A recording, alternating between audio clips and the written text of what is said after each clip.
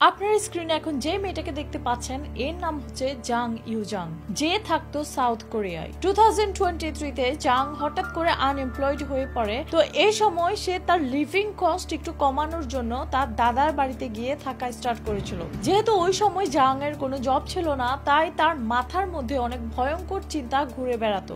জাং ওই সময় যে কাজ করেছিল সেটা হচ্ছে সে তার মোবাইলে একটা টিউটরিং অ্যাপ ডাউনলোড করেছিল, যে অ্যাপের থ্রু দিয়ে সে ইংলিশ টিচারের জন্য খুঁজে বেড়াচ্ছিল যার কাছে গিয়ে সে ইংলিশ শিখবে। জাং যখন ইংলিশ শেখার জন্য টিচার্স খুঁজছিল, ও প্রায় 50 মানুষের সাথে কথা বলছিল যাদের বাসায় গিয়ে সে ইংলিশ শিখবে। কিন্তু জাং এর আসল উদ্দেশ্য কি ছিল ইংলিশ শেখার, সেটা আমরা একটু পরেই জানতে পারবো।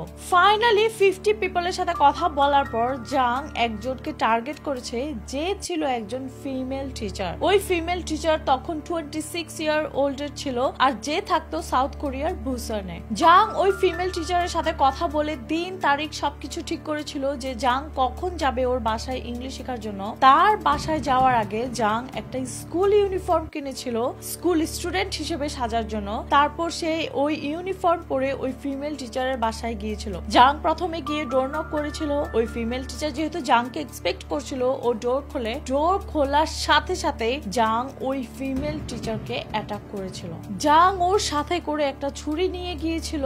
এরপর ও ওই ফিমেল টিচারকে প্রায় 100 টাইমস এর জন্য ছুরি দিয়ে আঘাত করেছিল। এরকম অবস্থায় রেখে জাং পাশের যে শপ আছে ওই শপে গিয়ে কতগুলো ক্লিনিং প্রোডাক্ট কিনেছিল। এরপর সে আবার ওই ফিমেল টিচারের বাসায় আসে। এসে ও ওই মেয়েটার বডি কেটে টুকরো টুকরো করে একটা লাগেজের মধ্যে ঢুকিয়েছিল। এরপর জাং ওই সুটকেস নিয়ে নিচে নেমে একটা ট্যাক্সিকে কল করেছিল। এরপর জাং ওই ট্যাক্সিতে করে বুসানের অনেকটা নীরব জায়গার দিকে যাচ্ছিল, যেখানে জঙ্গল আর নদীও ছিল।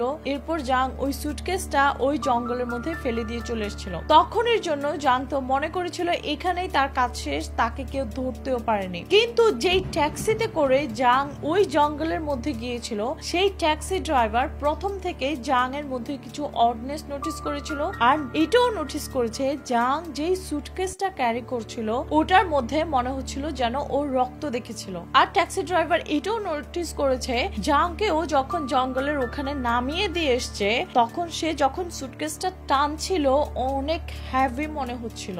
এরপর ওই ট্যাক্সি ড্রাইভার পুলিশকে ইনফর্ম করে। পুলিশকে ইনফর্ম করার পর জাংকে ট্যাক্সি ড্রাইভার যেই জায়গা থেকে পিক আপ করেছিল সেই জায়গার চারপাশে সিসিটিভি চেক করে, মানে জাং এর যেই ভিকটিম সেই ভিকটিমের ঘরের চারপাশে সিসিটিভি চেক করে পুলিশ দেখতে পারে যে ভিকটিমের ঘর থেকে জাং অনেকবার বের হয়েছে আর ঢুকেছে। এরপর পুলিশ জাংকে অ্যারেস্ট করে। জাংকে অ্যারেস্ট করলে সে প্রথমে ক্লেম করে তার মেন্টাল কিছু প্রবলেম আছে, কিন্তু পুলিশ এটা বুঝতে পারে জাং এই সব কিছু ঠান্ডা মাথায় প্ল্যান করে করেছে, আর এই খুনটাও জাং অনেক ঠান্ডা মাথায় প্ল্যান করে করেছে। এখন আপনারা শুনে অবাক হবেন জাং কেন একজন ভিকটিম খুঁজছিল যাকে সে মারবে, কারণ জাং সবসময় কিউরিয়াস ছিল যে একজন মানুষকে মারতে কেমন লাগে। আর আমি এটা মনে করি সাইকো মানুষ ছাড়া কেউ কখনো চিন্তা করতে পারে না যে একজন মানুষকে মারতে কেমন লাগে। তো ওই ফিমেল টিচারকে মেরে ফেলার জন্য জাং এর যেই পানিশমেন্ট হচ্ছে সেটা হচ্ছে লাইফ ইন প্রিজন। তো এটাই ছিল আমার আজকের গল্প।